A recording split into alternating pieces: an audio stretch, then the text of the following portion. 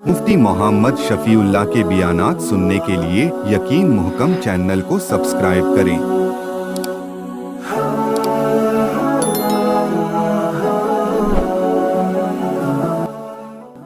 नहमदुहु व नुसल्ली अला रसूलिहिल करीम, अम्मा बाद फ़अऊज़ु बिल्लाहि मिनश शैतानिर रजीम, बिस्मिल्लाहिर रहमानिर रहीम। मा नंसख मिन आयतिन औ नुनसिहा नअति बिखैरिम मिनहा औ मिस्लिहा अलम तअलम अन्नल्लाह अला कुल्लि शैइन क़दीर। सदक़ल्लाहुल अज़ीम। अल्लाहुम्मा सल्लि अला मुहम्मदिन व अला आलि मुहम्मद कमा सल्लैता अला इब्राहीम व अला आलि इब्राहीम इन्नका हमीदुम मजीद। अल्लाहुम्मा बारिक अला मुहम्मदिन व अला आलि मुहम्मद कमा बारकता अला इब्राहीम व अला आलि इब्राहीम इन्नका हमीदुम मजीद। साबिक़ा दर्स में अल्लाह रब्बुल इज़्ज़त ने बनी इसराइल और मुशरिकीन के बारे में इरशाद फरमाया कि ये क्यों दिल ही दिल में जलते हैं कि नबूवत और रिसालत हज़रत मुहम्मदुर रसूलुल्लाह सल्लल्लाहु अलैहि वसल्लम को क्यों अता हुई। अल्लाह जिस पर चाहते हैं अपना फ़ज़ल फरमाते हैं, तो खुदा का फ़ज़ल हुआ हज़रत रसूलुल्लाह सल्लल्लाहु अलैहि वसल्लम पर। इन्हें क्यों तकलीफ़ होती है? इन्होंने तो नबूवत या रिसालत नहीं दी ना। या अल्लाह रब्बुल इज़्ज़त किसी के पाबंद तो नहीं है ना कि नबूवत बनु इसहाक से बनु इस्माइल की तरफ मुंतकिल ना फरमाएं या किसी से पूछ लें। अल्लाह की शान फ़आलुल लिमा युरीद, जब चाहे, जैसे चाहे, जो चाहे, जहाँ चाहे कर गुजरे। खुदा से कोई पूछने वाला नहीं है, तो ये खुदा का फ़ज़ल हुआ है। आज की आयत मुबारका में अल्लाह ने यहूद के प्रोपगंडे का एक जवाब इरशाद फरमाया।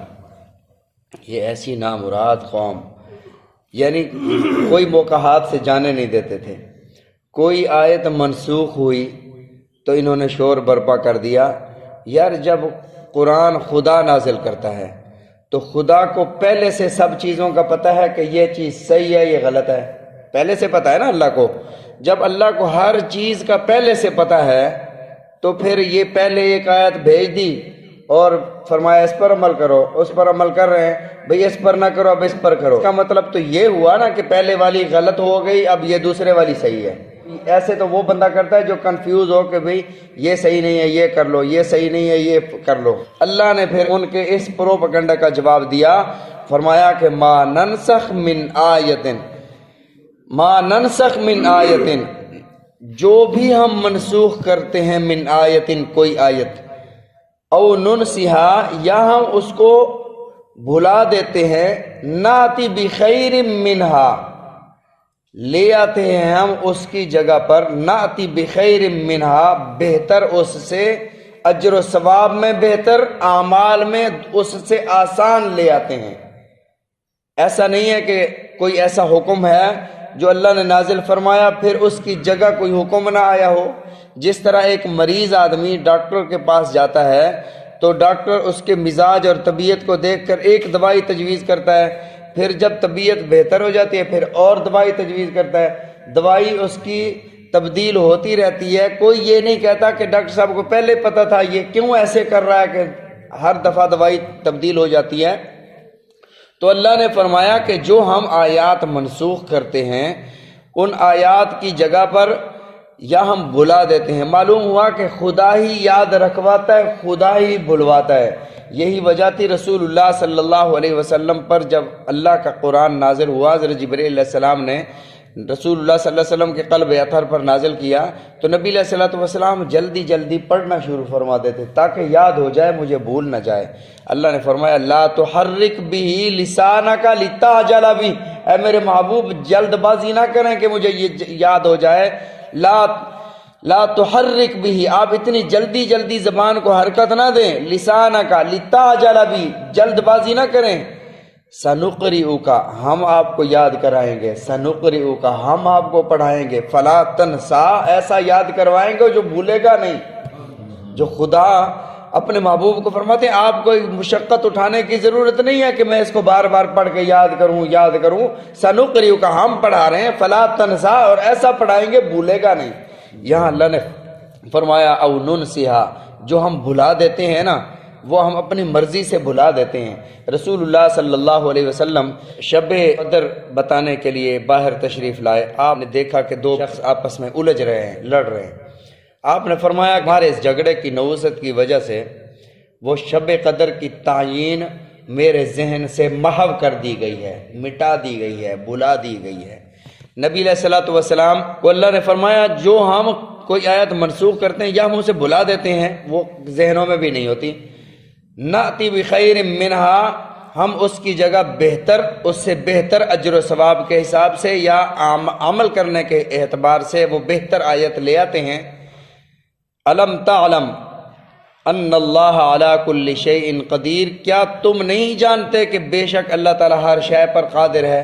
اب یہاں سے ایک مسئلہ سمجھیں، منسوخ آیت کیسے ہوتی ہے. کبھی کبھار آیت بھی منسوخ ہوتی ہے، اس کا حکم بھی منسوخ ہوتا ہے.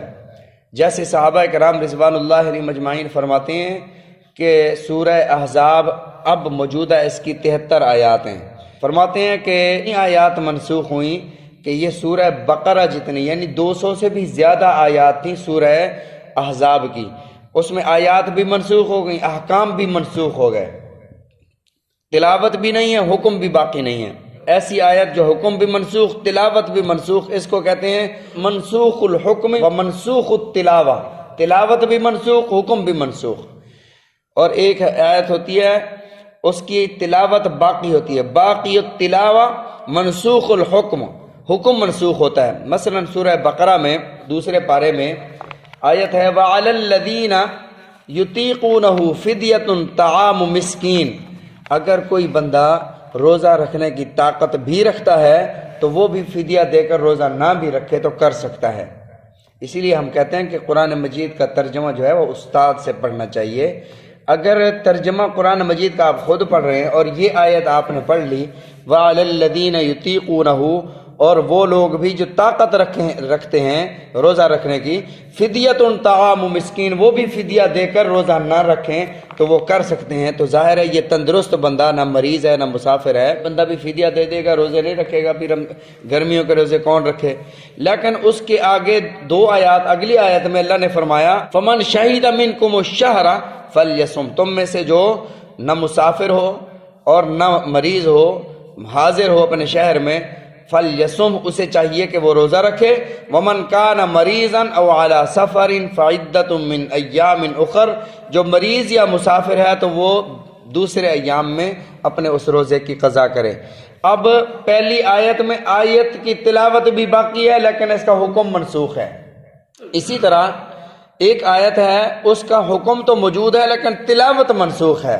صحابہ فرماتے ایک آیت تھی سورہ نور میں الشیخ والشیخۃ اذا زنیا فرجموها الی اللہ، فرمایا کہ اگر کوئی بوڑھا آدمی، شادی شدہ مرد، بوڑھا یا بوڑھی عورت زنا کریں تو ان کی سزا رجم ہے. اب یہ حکم تو باقی ہے لیکن اس کی تلاوت منسوخ ہے، یہ آیت موجود نہیں ہے قرآن مجید میں. اور کچھ آیات ایسی ہوتی ہیں جو حکم بھی اس کا باقی ہوتا ہے، تلاوت بھی باقی، جیسے سارا قرآن مجید ہے، تلاوت بھی موجود ہے اور حکم بھی باقی ہے. تو اللہ نے فرمایا کہ یہ ہم جو آیت منسوخ کر دیتے ہیں اس کی جگہ کوئی دوسری آیت لے آتے ہیں، دوسرا حکم لے آتے ہیں. مثلا حضرت موسیٰ علیہ السلام کے دور میں وہ بھی اللہ کا حکم تھا، اونٹ حرام ہے تو اونٹ حرام تھا. نبی علیہ الصلوۃ والسلام کی شریعت میں اونٹ حلال ہے، نبی علیہ الصلوۃ والسلام نے اس کی قربانی بھی فرمائی. صحابہ کرام رضوان اللہ علیہ مجمعین کے دور میں اونٹ کا گوشت کھایا بھی جاتا رہا.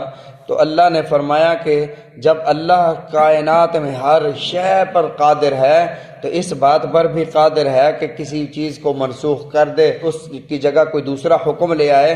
الم تعلم ان اللہ علی کل شیء قدیر، اس کی قدرتیں اتنی وسیع ہیں کہ اس جیسا کوئی قادر نہیں ہے. ایک لفظ ہے قادر، ایک لفظ ہے قدیر. قادر، میں یہ کام کرنے پر قادر ہوں، میں وہاں جانے پر قادر ہوں، یہ انسانوں کے لیے کسی کے لیے بھی بولا جا سکتا ہے. لفظ قدیر صرف اللہ کے لیے بولا جا سکتا ہے. کسی کا نام اگر عبد القدیر ہے، تو ہم قدیر اسے نہیں کہہ سکتے، کیونکہ قدیر کی ذات صرف خدا کی ذات ہے، ایسا قادر کہ اس جیسی قدرت کسی میں نہ ہو۔ مثلا ڈاکٹروں سے کسی نے پوچھا کہ یار آپ ہر چیز آپ نے مصنوعی تیار کر لی، یہ کڈنی یہ گردے بھی آپ بنا لو مصنوعی۔